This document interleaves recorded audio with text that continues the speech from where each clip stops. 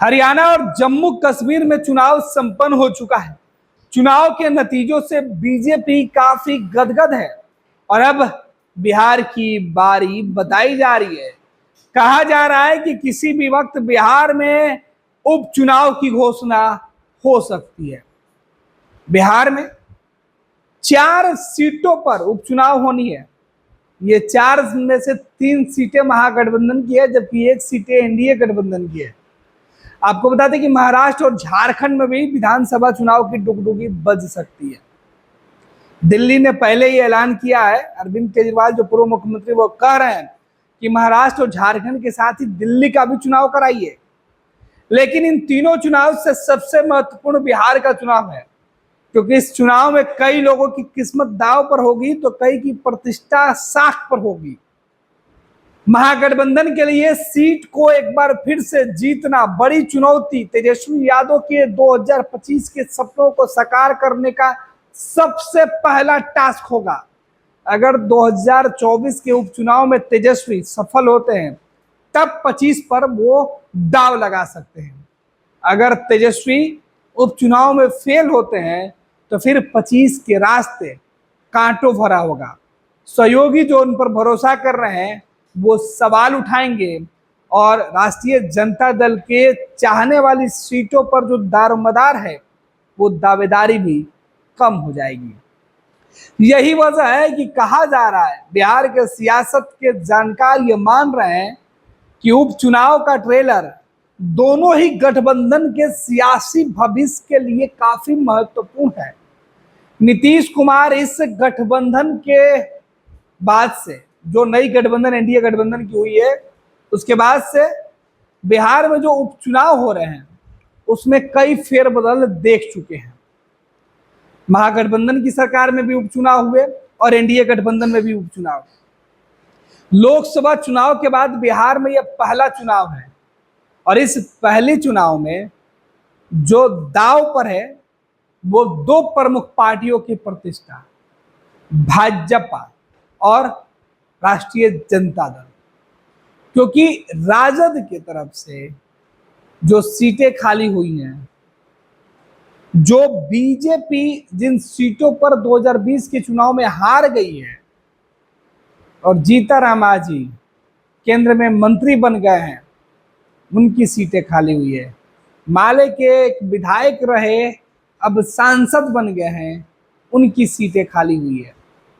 2 सीटें राजद की, जहानाबाद की सीटें जहां के सांसद सुरेंद्र यादव हैं, जहानाबाद लोकसभा की मैं बात कर रहा हूं, और दूसरा बक्सर के रामगढ़ जहां से सुधाकर कुमार पूर्व मंत्री जो सांसद हैं सुधाकर सिंह, वहां की सीटें, तरारी की सीटें। इस तरीके से जो सीटें हैं, इन सीटों पर जो इमामगंज की, गया की सीटें, जो जीतन राम की सीटें हैं, जिन सीटों पर सबसे ज्यादा दारोमदार है, उन सीटों पर दाव इन तीनों गठबंधन के लोगों के बीच का है। लेकिन सबसे बड़ा दाव बिहार बीजेपी के नए प्रदेश अध्यक्ष का है। बीजेपी के प्रदेश अध्यक्ष बनने के बाद दिलीप जायसवाल के लिए ये पहली अग्नि परीक्षा होगी कि उपचुनाव में वो अपने गठबंधन के उम्मीदवारों को जीत दिलाए। खुद बीजेपी 2 सीटों पर दावा ठोक चुकी है चुनाव लड़ने के लिए। 1 सीट जेडीयू को जा सकता है और 1 सीट जीतन राम मांझी की पार्टी हमसे कौन उम्मीदवार होगा, ये फिलहाल चर्चा में है कि जीतन राम मांझी के परिवार से कोई उम्मीदवार हो सकता है। लेकिन बीजेपी अपने पुराने सहयोगियों के ऊपर दाव लगा सकती है या फिर नए सहयोगी, नए नेता जो पार्टी में शामिल हुए उन पर दाव लगाएगी, वो भी देखना दिलचस्प होगा। आइए आपको विस्तार से बताते हैं कि आखिर उपचुनाव की डुगडुगी बजने की कुलबुलाहट बिहार में क्यों तेज है।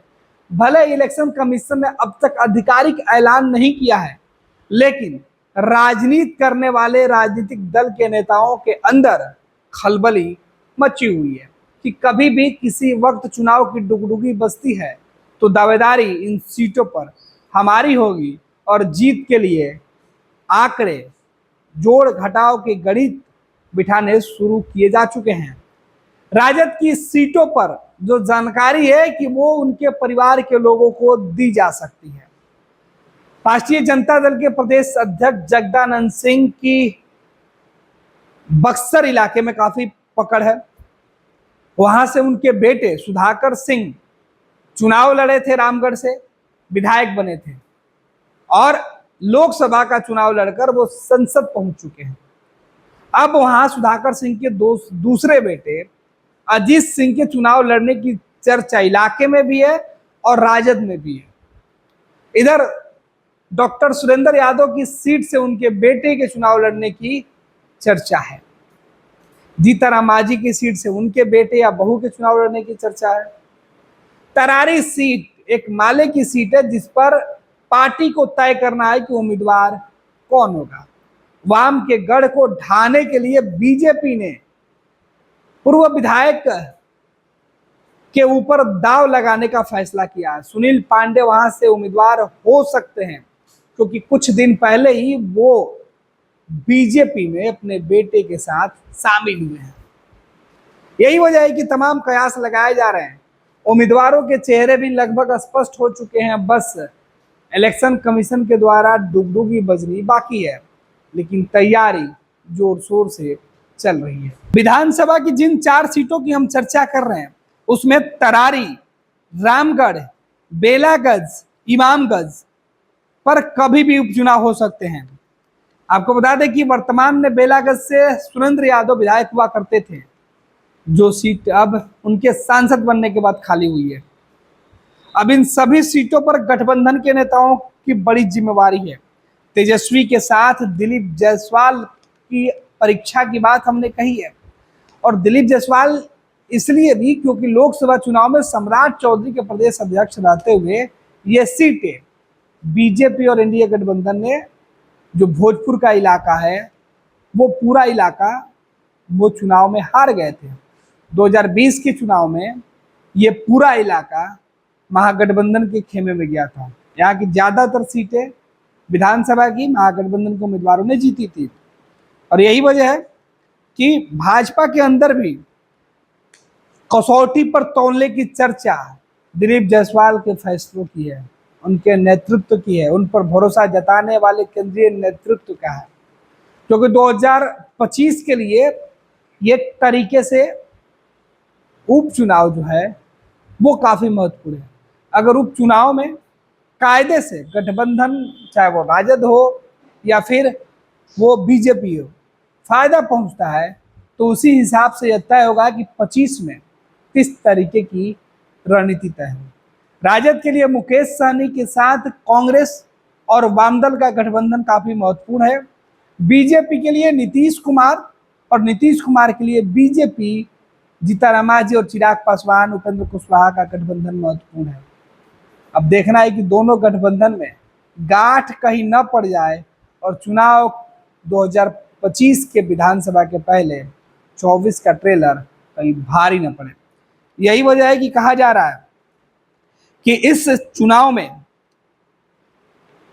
भाजपा माले के उम्मीदवार सुदामा प्रसाद को 2020 में का जो विधानसभा का चुनाव हुआ था वहां 43.5% वोट उनको मिले थे, जबकि भाजपा वहां तीसरे नंबर पर चली गई थी। वहां पर जो दूसरे नंबर के उम्मीदवार थे उनकी दावेदारी है। नमस्कार समस्त देशवासियों एवं समस्त बिहार वासियों को दशहरे की ढेर सारी शुभकामनाएं। आपका भाई रवि नारायण सिंह, आरपीआई प्रदेश अध्यक्ष, आप सभी को ढेर सारी शुभकामनाएं देता है और माता रानी आप सभी के जीवन में अपनी ऐसी ही असीम कृपा बनाए रखें, यही मंगल कामना करता है। प्रणाम।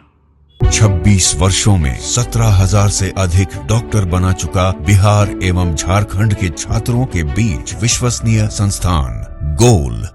26 वर्षों में 17,000 से अधिक डॉक्टर बना चुका बिहार एवं झारखंड के छात्रों एवं अभिभावकों के बीच सर्वाधिक विश्वसनीय एवं लोकप्रिय संस्थान गोल, नेशंस लीडिंग इंस्टीट्यूट। हमारा विश्वास गोल के साथ।